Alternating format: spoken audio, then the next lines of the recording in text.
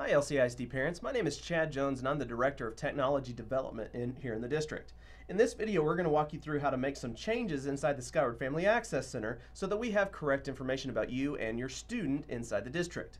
Now, at the beginning of every school year, we always ask parents and guardians to update things like phone numbers, email addresses, also emergency contacts, so that in the event that we need to contact you or an emergency contact for any reason whatsoever, that we have the most up-to-date information that we can. Starting with the 2014-15 school year, we're going to make it so that you can go into the Skyward Family Access Center and make those changes yourself, speeding up the process for you as well as the campus in regards to getting the most up-to-date information as we can, as quickly as we can. So the very first step is you need to go in and log into the Family Access Center. I'll walk you through that step in case you're not familiar with it. If you go to the LCISD webpage, www.lcisd.org, you're going to click on the Family Access button in the upper left corner. After you click on this button, on the right-hand side, you're going to want to click on the Login button. So I click on the Login button, and this takes me to the Skyward Login page. Now, if you don't know your username and password for the Family Access Center, contact your campus. They'll either be able to give you that login information or get you pointed in the right direction to get you the support you need in order to log into the system.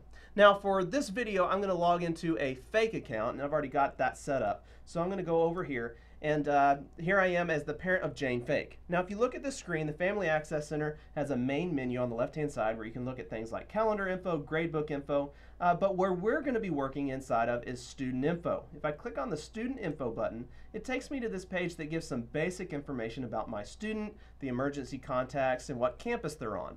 What I want to point out is the Request Changes button in the upper right corner.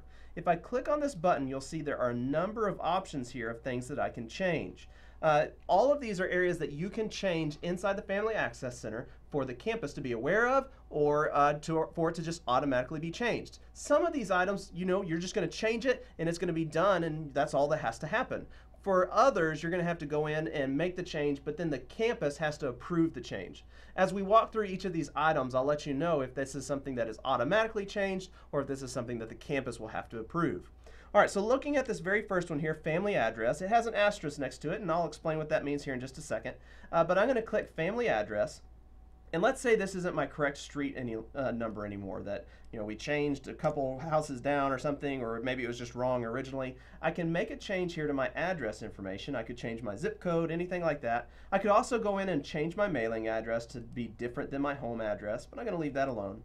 But after you've made any changes, you're going to click the Save button and the screen will refresh. Whenever that happens, you'll notice right here it'll say with an asterisk here, requested changes exist. When I click on this button, this family address, I'd actually already made a change on here, but I've made another change, and so that asterisk is telling me that the family address change that I made has not been made effective, it's been requested. Things like family address are items that have to be approved by the campus. So I have to wait for the campus to approve that change before it becomes official. All right, so let's move to the next area now, family information. If I click on this menu option, here's some basic information about the family, the guardians for this student. Home language up here at the top, I can't change this, but I can change things like relationship or employer. Whenever you're entering things like employer, you want to make sure that you choose one of the options from the drop down here. If your employer is not one of these options, you can contact your campus, but again, that's not necessarily necessary information inside here, so you could leave employer blank. Items that we definitely want you to make sure you fill out, though, are your home email address. So if this isn't accurate, go in and make whatever changes need to be made here, as well as phone numbers. It's very important that we have the most up-to-date phone numbers as we can inside the system. Once you've made all of the changes that you need to make, you're going to come down here and you're going to click the Save button. This refreshes the screen, and whenever I come up here to request changes for Jane, you'll see that family information does not have an asterisk next to it. This is one of the areas, family information, it just automatically accepts the changes whenever you make them inside the system. We're going to move to the next area now, emergency information. This is where you could put things in like physicians or dentist, hospital, insurance, or policy. We don't require that information, so you don't have to enter it if you don't want to. I'm going to close this dialog box. Going back up here, I'm going to go into emergency contacts. This is where you can make changes to your emergency contacts. You can't change the names once they're entered inside of here, but I could change the phone number. So let's say this isn't the correct phone number for dad anymore, or excuse me, mom. So I'm going to make this change. There's also the option to delete an emergency contact. If I click this button, delete this emergency contact, it gives me a pop-up and says, are you sure you want to delete this? I'm going to say yes.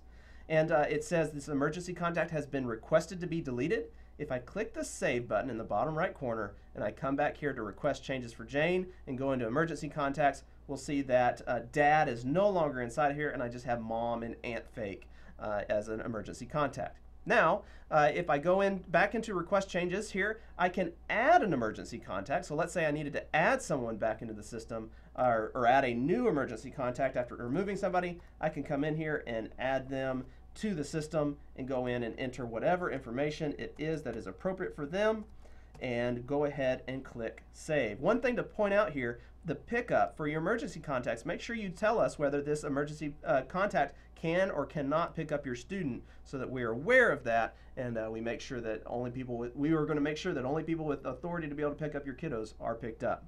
I'm going to click Save on this page here. And if I go back to request changes for Jane, there is the option here to change emergency contact order. If I click on this, this gives me the option to change the order in which emergency contacts are called in the event that they need to be contacted. I want to move Dad up to the second spot, so I just clicked that arrow and it moved him up to number 2. Aunt Fake is now number 3. I click Save, but if I come back to request changes for Jane, you'll see there's an asterisk here. This is one of the areas that has to be approved by the campus. Order of emergency contacts is something the campus has to change.